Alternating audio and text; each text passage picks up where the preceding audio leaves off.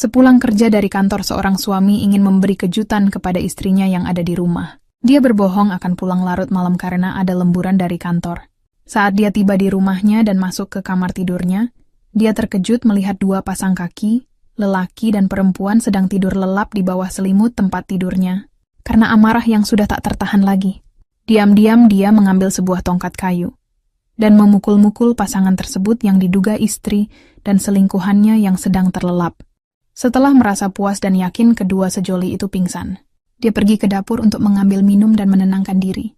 Ketika sedang minum, dia dikejutkan oleh istrinya. Dengan penuh keheranan dia menatap istrinya, berpikir kenapa si istri tidak terluka setelah dipukul-pukul olehnya. Si istri berkata, "Hei, suamiku, kenapa menatapku seperti itu?" "Oh iya, tadi ayah dan ibumu datang. Karena kamar tamunya berantakan, aku suruh mereka tidur di kamar kita." Suami terkejut lalu makan gelas. Bobby masuk WC umum. Di dalam ada cowok berdiri dengan tangannya buntung. Bobby kesian banget, gila, gimana kencingnya tuh orang. Mas, mau saya bantuin? Kata si mas, oh boleh mas, makasih ya. Si Bobby bantuin bukain resleting, terus megangin anu si mas, terus pas selesai dimasukin anu si mas ke celananya, terus diresletingin lagi. Wah makasih ya mas, tanpa mas saya nggak bakal bisa kencing gini, kata Bobby. Wah, nggak apa-apa. Tapi, kok anu mas kayak budukan gitu sih mas? Kenapa tuh? Kata si mas. Sambil ngeluarin kedua tangannya yang diumpetin di dalam kaosnya. Nggak tahu, makanya saya jijik megangnya. Jakarta Alkisah ada 3 mayat di salah satu kamar mayat. Sebuah rumah sakit Beteda Yogya.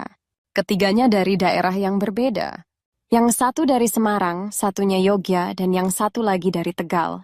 Anehnya ketiganya meninggal dalam kondisi tersenyum. Dengan penasaran, si penjaga kamar mayat bertanya pada dokter yang mengantar ketiga jenazah tersebut. Penjaga bertanya, "Dokter, mengapa orang dari Semarang ini meninggal dalam kondisi tersenyum?"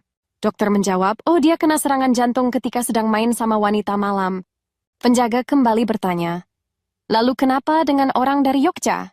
Dokter menjawab, "Dia kena serangan jantung karena terkejut ketika mendapat lotere ratusan miliar." Penjaga bertanya lagi, "Bagaimana cara orang dari Tegal ini meninggal, dokter?" Dokter menjawab, "Tersambar petir." Penjaga kebingungan, "Loh, tapi kenapa dia tersenyum?" Dokter menjelaskan, kilatnya dia sangka sinar blitz, jadi dia pikir dia lagi difoto."